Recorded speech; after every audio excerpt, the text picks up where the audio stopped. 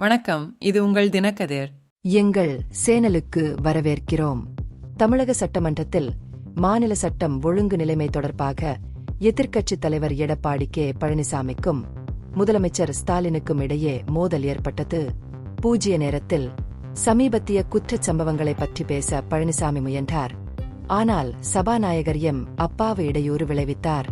கூட்டத்தொடர் தொடங்குவதற்கு குறைந்தது 30 நிமிடங்களுக்கு முன்னதாக இதுபோன்ற விஷயங்களை எழுப்ப வேண்டும் என்று அவர் கூறினார்.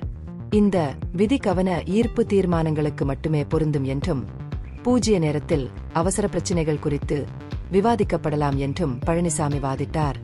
முதல்வர் ஸ்டாலின் பதிலளிக்க தலையிட்டபோது அரசு பொது பாதுகாப்பை புறக்கணிப்பதாக குற்றம் சாட்டி பழனிசாமி தலைமையில் அதிமுக எம்எல்ஏக்கள் வெளிநடப்பு செய்தனர். வெளியேறுவதற்கு முன் மதுரை அருகே ஒரு கான்ஸ்டபிளின் எரிந்த உடல் கண்டெடுக்கப்பட்டது.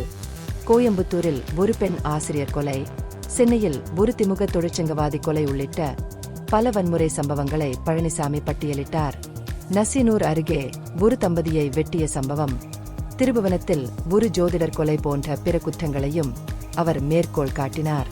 திமுக அரசை விமர்சித்த பழனிசாமி, தமிழ்நாடு சட்டம் ஒழுங்கில் இவ்வளவு கடுமையான சீர்குலைவை இதற்கு முன்பு பார்த்ததில்லை என்றும் நிர்வாகம் பொதுமக்களின் பாதுகாப்பை உறுதி செய்ய தவறிவிட்டது என்றும் குற்றம் சாட்டினார்.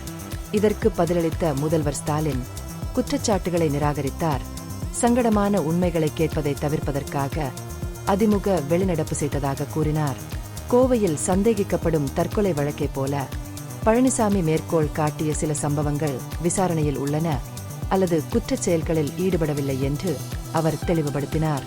தனது நிர்வாகத்தின் கீழ் சட்டம் ஒழுங்கு மேம்பட்டுள்ளது என்பதை காட்ட புள்ளி விவரங்களை மேற்கோள் காட்டி ஸ்டாலின் மாநிலத்தின் குற்ற மேலாண்மையை பாதுகாத்தார்.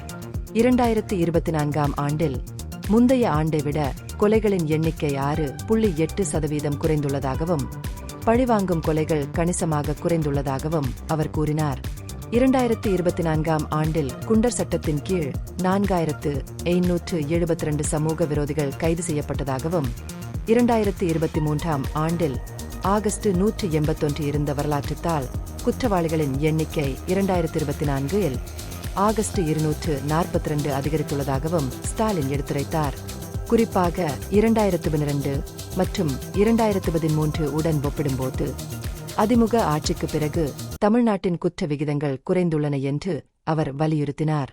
தனது அறிக்கையை முடித்த ஸ்டாலின், அரசியல் லாபத்திற்காக தனிமைப்படுத்தப்பட்ட சம்பவங்களை அதிமுக மிகைப்படுத்துவதாக குற்றம் சாட்டினார்.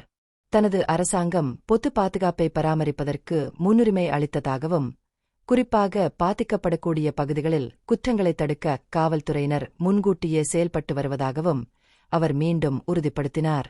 தற்போதைய நிர்வாகத்தின் நடவடிக்கைகள் வன்முறை குற்றங்களில் குறிப்பிடத்தக்க குறைப்புக்கு வழிவகுத்துள்ளதாகவும் எதிர்க்கட்சிகளின் விமர்சனத்தில் உண்மை துல்லியம் இல்லை என்றும் அவர் குறிப்பிட்டார். இந்த பகுப்பாய்வு நுண்ணறிவுள்ளதாக கண்டால் முக்கியமான அரசியல் முன்னேற்றங்கள் குறித்த கூடுதல் புதுப்பிப்புகளுக்கு லைக் செய்யவும், ஷேர் செய்யவும், சப்ஸ்கிரைப் செய்யும். இது உங்கள் தினக்கதிர். நன்றி.